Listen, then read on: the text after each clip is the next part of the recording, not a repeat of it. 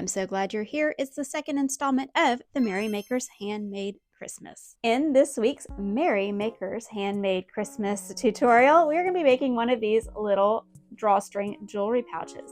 I have mine filled up with sewing clips for right now just to give it a little bit of weight, but let me open it up and I'll show you what the inside looks like.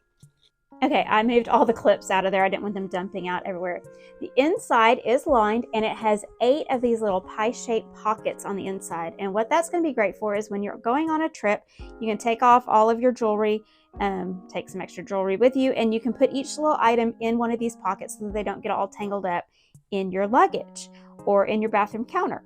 I think this would be great for carrying multiple necklaces, some bracelets, some extra rings, earrings, all of that stuff. Plus, once you get stuff in the pockets, you can also put like your bangles or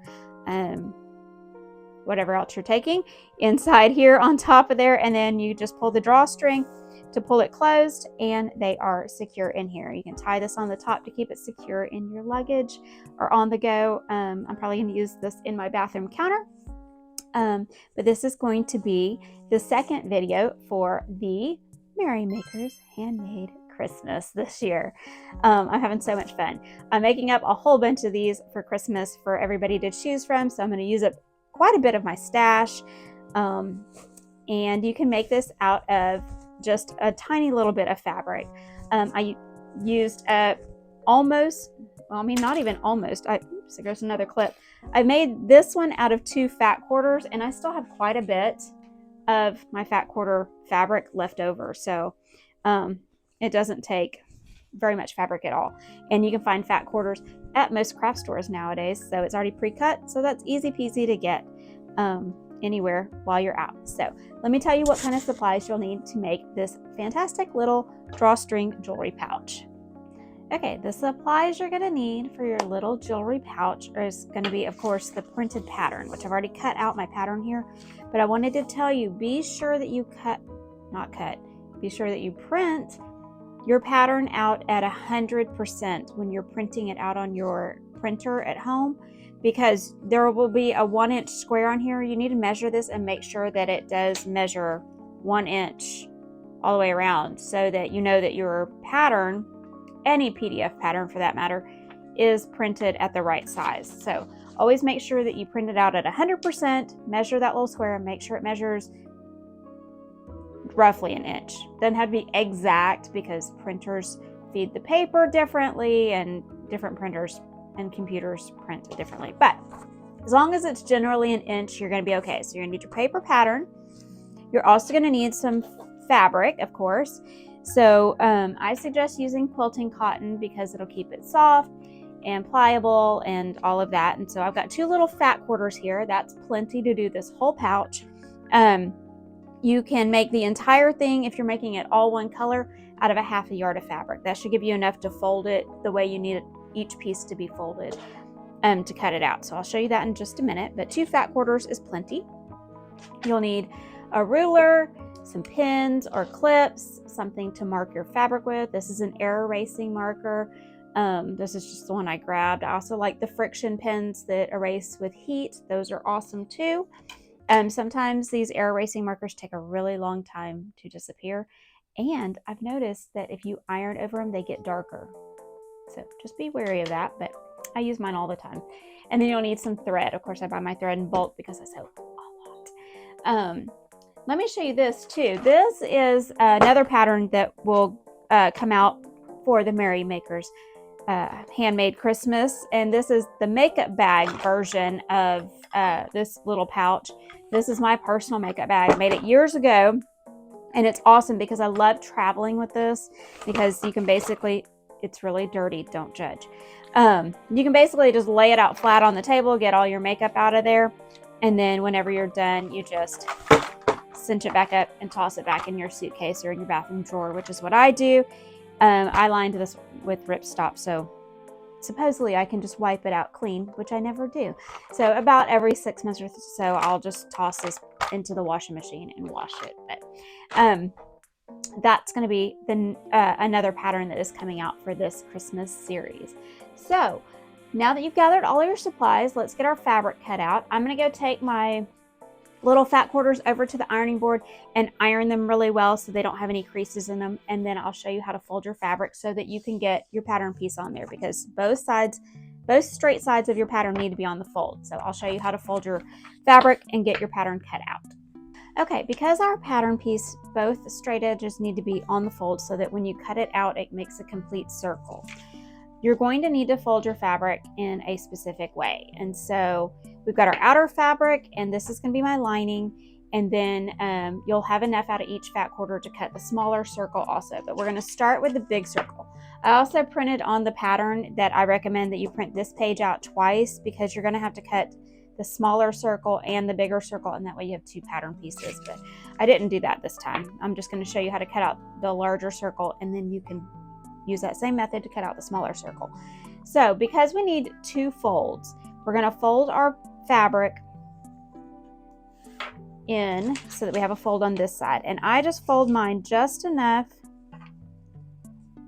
for the width of this circle, and then that way I have enough left over to do the other circle. So I folded it in, and it doesn't matter if you fold it right sides together or wrong sides together. That doesn't really matter at this point. So we folded it this way. Now we're going to fold it this way. But instead of folding it all the way in half, because then you're going to end up wasting a lot of the fabric, and I like to keep all my little scraps, I'm also going to fold this over just enough to fit this circle in. So I'm going to fold it just a tad more. And what that's going to do is that's going to create a fold on this side and a fold on this side. So you should have 4 layers of fabric. So 1, 2, 3, 4. So you just want to make sure that when you fold this, you have a fold on this side and a fold on this side. That's super important to make your circle go all the way around. So then you just pin your pattern piece to your fabric, or you can use pattern weights, or you can use clips. I just happen to bring my pins over here. You're going to pin this on here, and then you're going to cut out this larger circle, and then you're going to repeat that on your lining fabric. Let me go grab my fabric scissors. Okay, so we're going to cut this circle out. And by using this pie-shaped quarter of a circle, this allows you to, number 1, cut a nice smooth circle, and number 2, it prints out on 1 sheet of paper. Because this circle is bigger than a sheet of paper, it's wider than the width of a piece of paper, you can't print the whole thing out on 1 piece of paper. So once you unfold it, you'll have your circle. So repeat this on your lining, and then we'll do the smaller circle too. Okay, so now you have your lining circle and you have your outside circle. Those are your large circles. Now we need to cut this smaller circle. Now, I don't ever use these scissors to cut paper, so let me cut this out real quick. Okay, so I cut this inner circle. This is going to be the part where we're going to make the little pockets for your jewelry organizer. So I cut that inner circle off. But like I said, print 2 of these and you won't have to do that part. So you're going to have enough fabric left over out of your fat quarter after you've cut out the large circle to cut the small circle out of. You just need to find a space where you can fold it the right way. So I'm going to fold it over once and make sure it's wider than my circle. And then I'm going to fold it down again, going this way, so that I make sure that I have 2 edges that have a fold on it. And then I can cut out my smaller circle on this piece. So out of a 2 fat quarters, you should be able to get both of your circles out of there.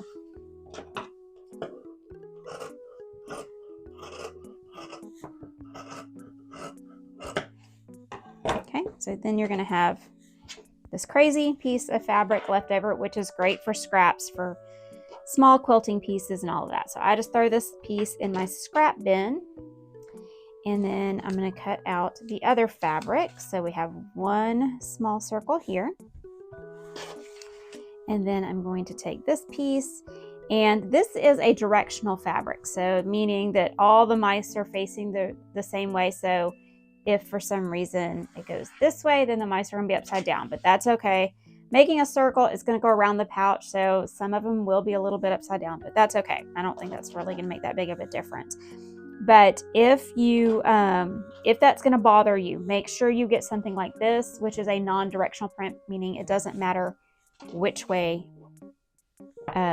which direction the print is going. So I'm going to cut this little piece out, string on there.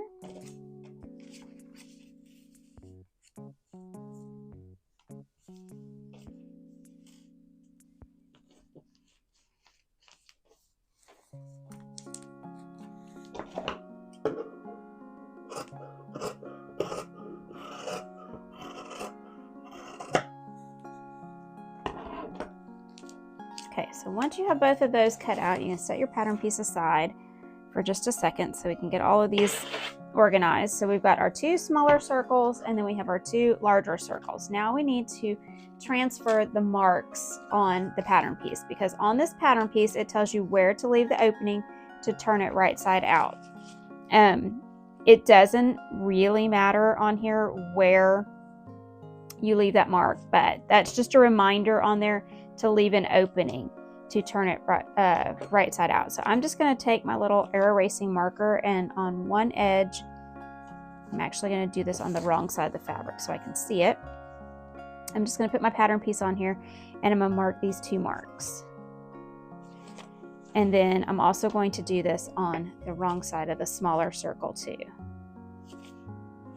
So that way you'll leave an opening right here and you won't sew in these 2 areas, so that you have a space that you can turn your circles right side out whenever we get to sewing. All right, the next step is going to be to start putting it together. So I'm going to meet you over at the sewing machine. So we're going to sew a little and we're going to iron a little. So be sure you have your iron heated up and ready to go. Our first step is going to be to prepare our divider. This is going to be the little circle on the inside that's going to have some little pockets in it to put your jewelry in and keep them all divided so things don't tangle up when you're traveling. So you're going to take your 2 small circles and you're going to put them right sides together. So pretty sides to pretty sides, so right sides together. And then you're going to find those 2 marks. My air erasing marker is already disappearing. And you're going to clip or pin these together so that you can sew around the outside. So you just want to get them lined up, put some clips or pins on there, and then we're going to sew around this outside edge from this mark around to this mark, back stitching at the beginning and the end. And we're going to use a 1/4 inch seam allowance. So I've got my quilting guide over here set up at a 1/4 inch to keep my seam allowance even all the way around. And the key to sewing a circle or any curved edges is to go slow and make very small movements going around so that your stitches are smooth. I have my machine set at a 3.5. I'm going to back stitch at the beginning and the end to lock in those stitches.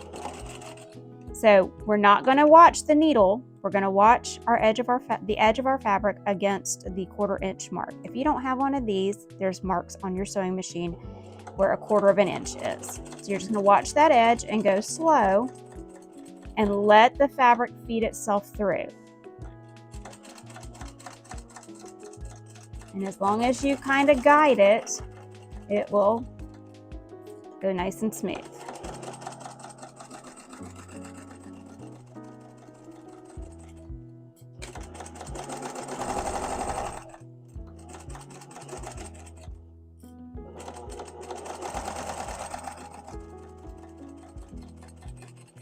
Okay, I'm coming close to this mark, so I'm going to back stitch at the beginning and the end.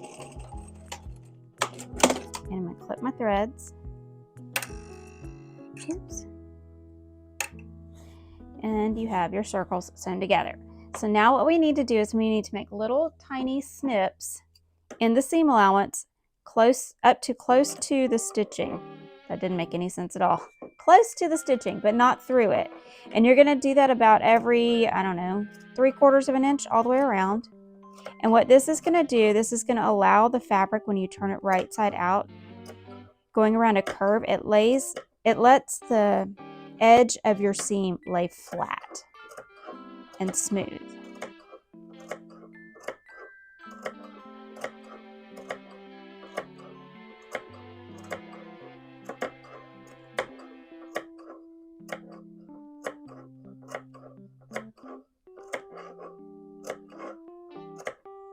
Okay, we've gone almost all the way around. I mean, we have gone all the way around. And now we're going to turn it right side out through this hole. So you're just going to fish it through the hole and turn it right side out.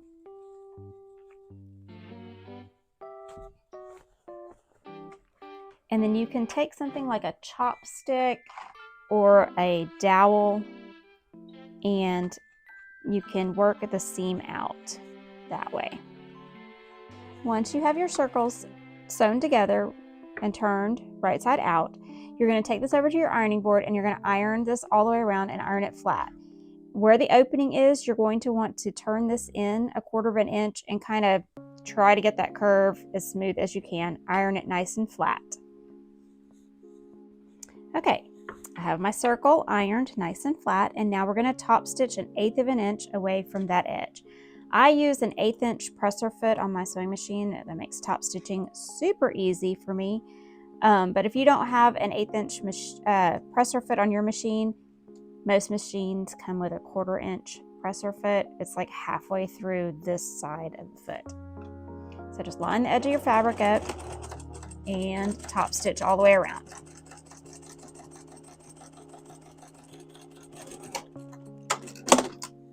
Okay, by top stitching, oh, we have a cat fight. Guys, okay, I went and pressed this in half this way, half that way, and then turn it 90 degrees and do that again. And so that gives me creases where my little pie shapes are. Now, you couldn't really see that on this fabric because you could see it better on this side, but this fabric's kind of busy, so you couldn't see it. So I took my friction pen and I traced over them, and that'll erase when I iron it again. So now you're going to take your larger circle, your lining piece, whichever side you want to be on the inside, and we're going to find the center of this piece. So I'm basically going to do the same thing where I just folded it in half both directions, and I'm making a crease with my fingernail. You can also do this with the iron. And that'll help find the center of your fabric. And we're going to line these guys up, the center marks. So I have this line matching that one and that line matching that one. And I'm going to put some pins in it to keep it in place.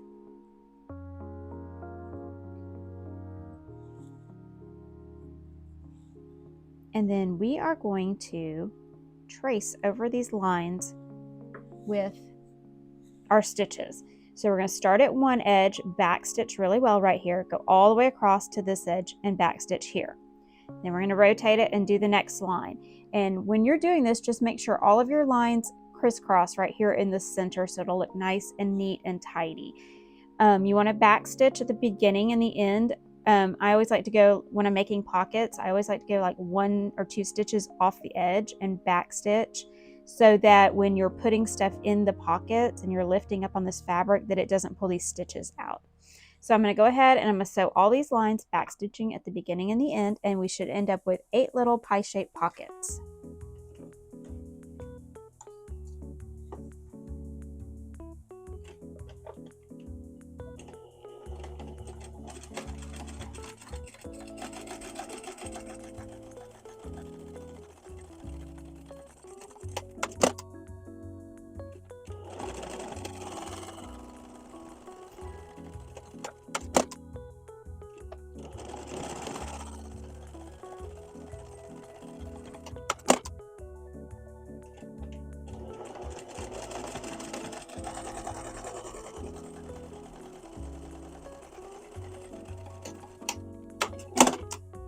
Okay, I'm going to trim all my little threads and take these pins out, and then we have all of our little pockets done.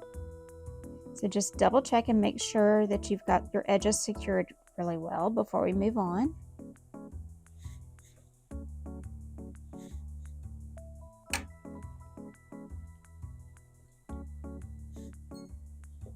See, we have 8 little pockets right here.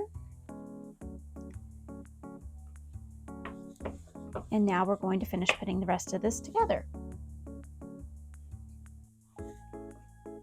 Okay, now we're going to take our outside piece and we're going to put them right sides together. So we're going to be covering up this pocket for a few minutes. We're just going to match up the edges and we are going to clip or pin around the outside. and you're going to sew this around the outside at a 1/4 inch seam allowance, and you're also going to leave that opening so that we can turn this right side out, just like we did with our smaller circle.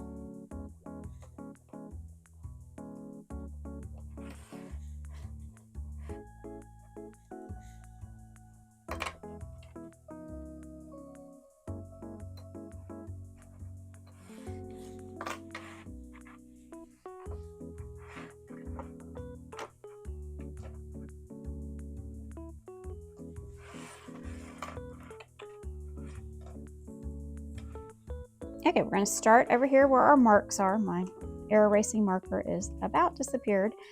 And we're going to backstitch the beginning and the end, all the way around 1/4 inch seam allowance.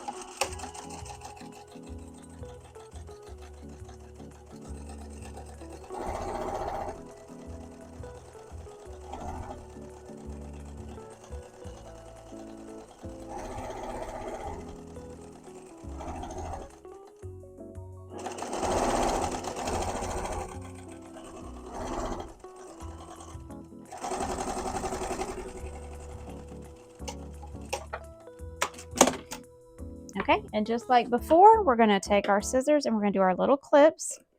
Be careful not cutting through our stitches.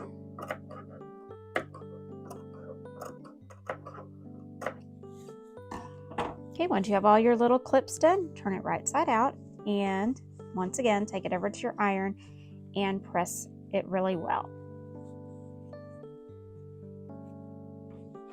You can use the chopstick again to make sure you get all these edges pushed out nice and smooth.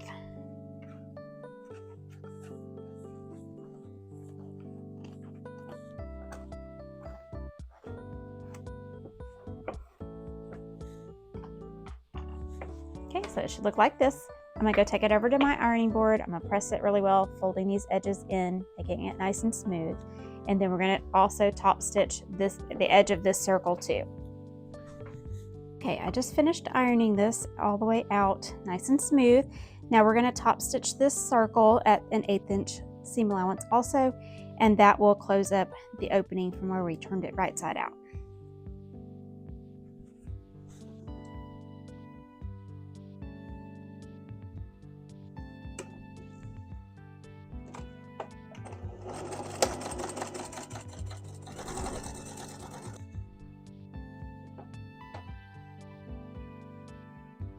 Okay, now that you have your top stitching done, we're going to go back and we're going to sew another seam all the way around at a 1/4 inch seam allowance. So it'll be just inside this 1/8 inch top stitching.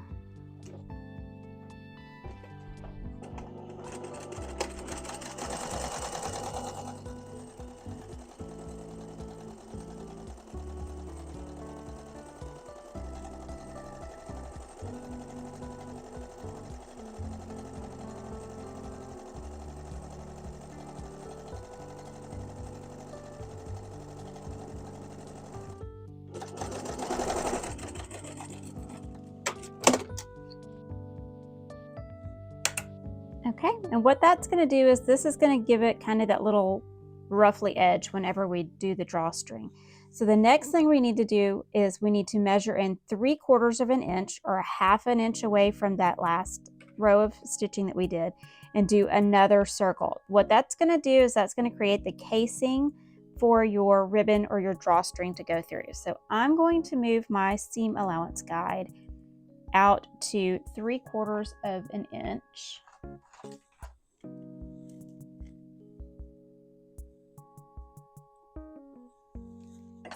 And that way I can keep my seam straight. Some patterns for a jewelry case or anything that has a drawstring casing in it, some patterns will make you do buttonholes, but I'm trying to do this tutorial for beginners who don't know how to do buttonholes or don't have a machine. Like this machine that I have doesn't do buttonholes. But if you wanted to do a buttonhole, you would just mark where you would want those, and you would do those on your outer piece before you sew all of this together.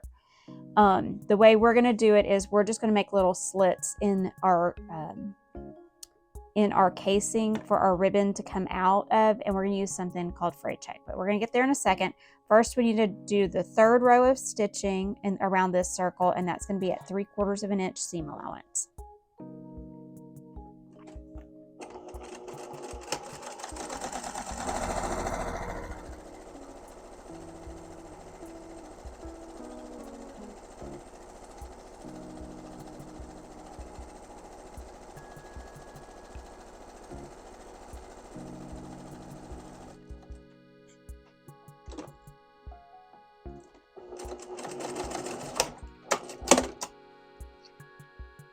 Okay, that's a little hard to see on the white side, so let me turn it over to this side so you can see. So now we have 3 rows of stitching. We've got one at 1/8 of an inch, one at 1/4 of an inch, and one at 3/4 of an inch. And what that did was that gave us this 1/2 inch wide casing for our drawstrings.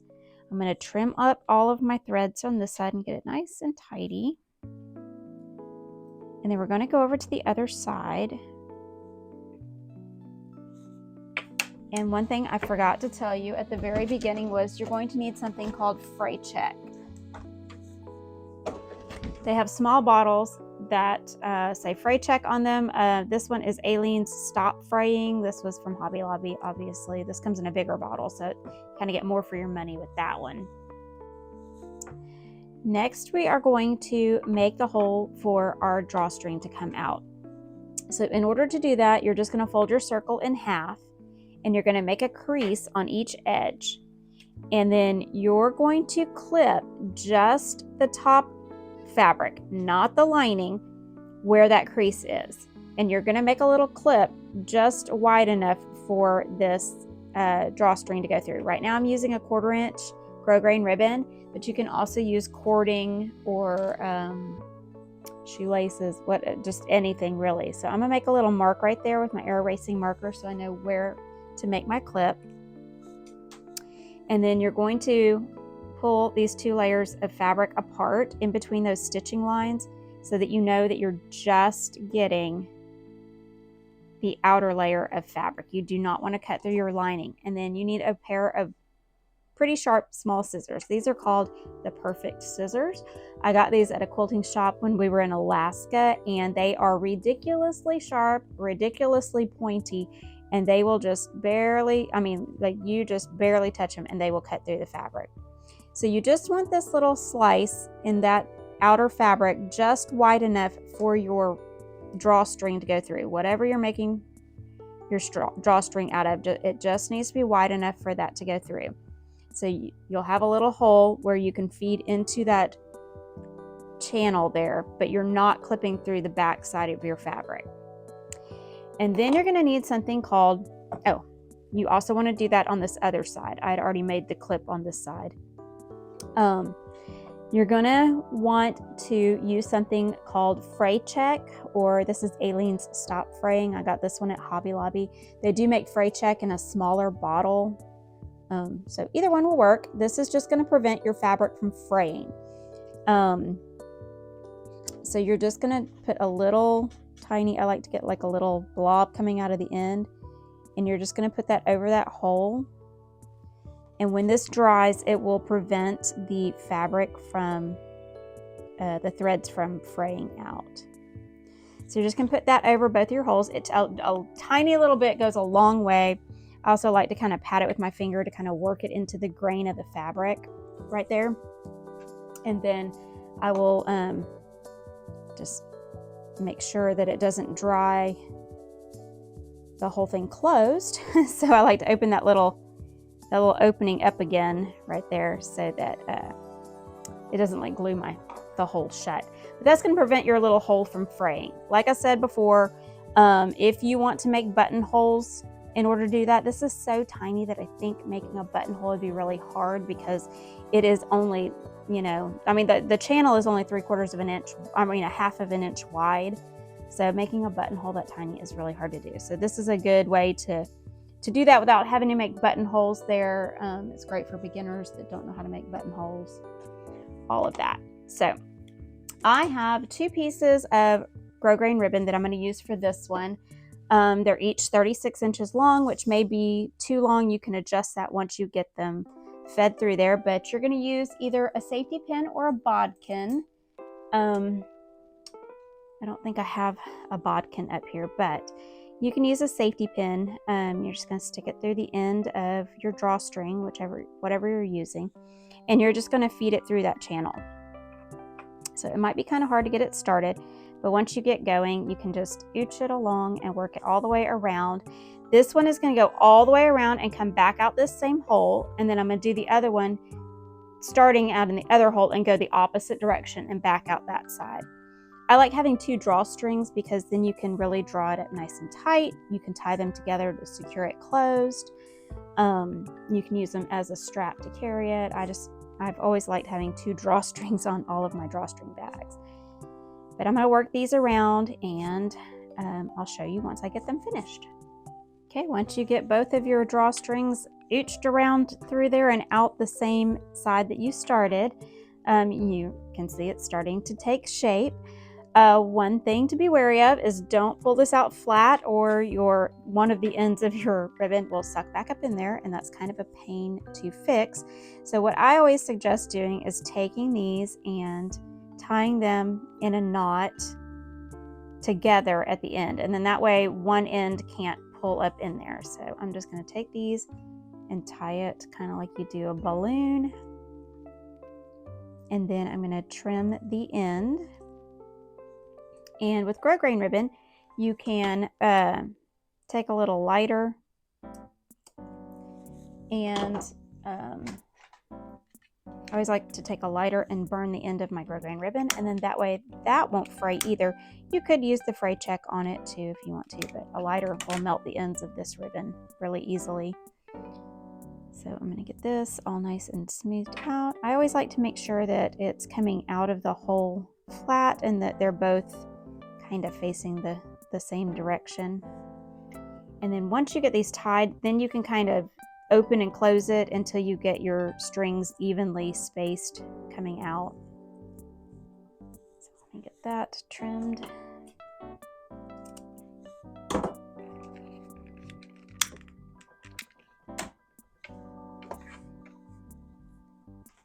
Okay, so once you have your strings tied together, then it's really easy to open and close and kind of work them out evenly and getting them spaced out. But then you have your little drawstring pouch that you can put your jewelry in to travel. And now the reason why I like these strings, okay, I did use 36 inches of ribbon, which is about the perfect amount. So when you open it up, it will lay flat.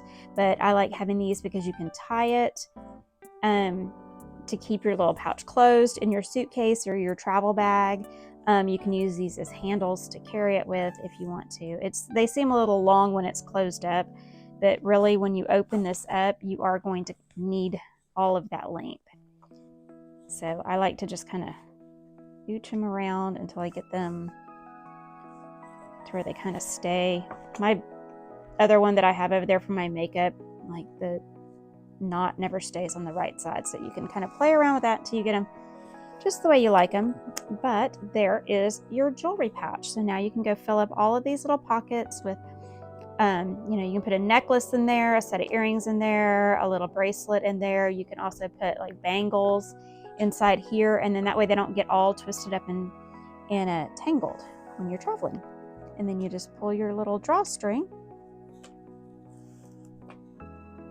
and that creates the little ruffly edge at the top. It'll probably lay a little bit better once it's full of stuff, has a little weight at the bottom. Okay, we have our little jewelry pouch all finished. I put a handful of clips in here just to give it a little bit of weight so that it would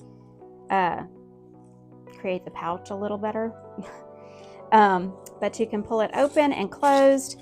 Like I said, you can kind of ooch, oops, you can't even see that. You can kind of ooch the ribbon around to get the knots hanging directly on the sides, how you like it. I do think that grosgrain ribbon works great, but I do think that some sort of cord would probably work a little bit better as far as sliding past each other, because grosgrain ribbon has those little ridges in it and sometimes it can kind of catch on each other. But you can take your jewelry, put it in the pockets, fill them up however you need to. You can add a few things here in the center, give it a little pull, close it all the way up, Give it a little tie on the top to keep it closed.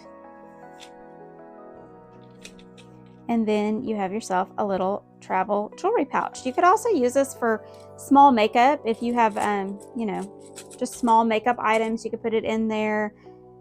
All sorts of things, small little toys for kids to go on the go. You could use this for so many different things. You know, I always say the sky's the limit. The possibilities are endless with all of my stuff. And so anyway, I hope you guys enjoyed this little simple tutorial. Be sure to tag me on all the social media. I'd love to see what you guys are making for the Merry Makers Handmade Christmas this year, all your fabric choices. I think what I'm going to do, hopefully none of the girls are listening, I think I'm going to make up a whole bunch of these out of my stash in all different colors and fabrics. And then I think I'm going to just put them in a basket. And on Christmas Day, I'm going to let all the girls pick one of these out for themselves, because I have my daughter, I have both my sons, well, one of my son's girlfriends, one of my son's fiancés. My daughter's best friend always comes over. My future daughter-in-law has 3 sisters, so there's a bunch of girls in our family.